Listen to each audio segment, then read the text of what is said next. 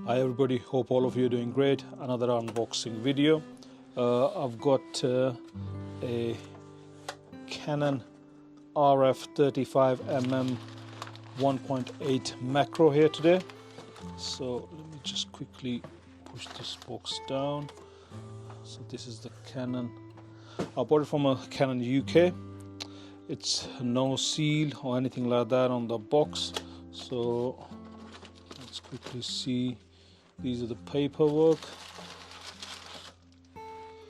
Nothing else inside the box. What we get here.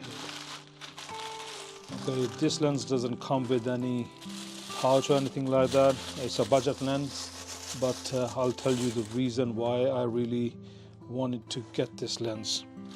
Okay, so here is RF 35mm 1.8 macro lens. So this lens does have a macro capabilities.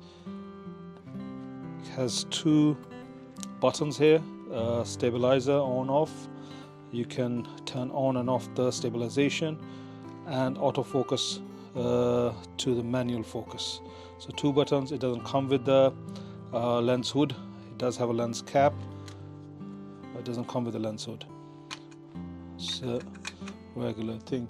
Okay, the reason I bought this lens, I had RF 50mm lens, which is this. So a size comparison for you guys as well if you are interested in that. So you can say weight wise approximately 2 times the weight of 50mm 1.8 RF lens. This lens does not have the image stabilization. That's the main thing I went for, the RF 35mm 1.8. I used to use Canon R5. That camera has in-body image stabilization, so I never really need the lens to be image stabilized, especially when I'm just doing run and gun shooting. So yeah, but now I have switched my R5 for R5C just because of the dynamic range. So for this camera, I definitely, when I'm not using gimbal or the camera is not on a tripod, I definitely need a lens which is image stabilized. So this is the cheapest option after RF 50mm 1.8. So went for the 35mm RF 1.8. Second thing I really need was the macro capabilities. This lens being not a macro lens and a very cheap lens, so I was having some problems with the close-up shots and with the focusing as well. The focusing, especially in video, is not very good on this lens. So for size wise, it's almost double the size of EOS RF 50mm. And but this lens, I think if you can spend, and also the price wise, it's also almost double the price of this lens, bit more than double the price. When I bought it previously back in 2019, I think this was £350. Now it has gone up over £500. So yeah, but there are decent discounts available at the moment.